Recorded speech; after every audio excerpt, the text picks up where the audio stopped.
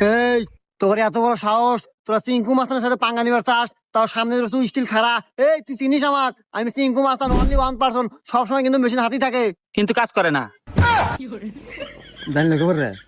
এই অত কথা কইস না, জামালা বাইতে যাবো, মেশিন কিন্তু বাইর করমু। এই তুই আমার পরিচয় দিয়ে দাস না কে?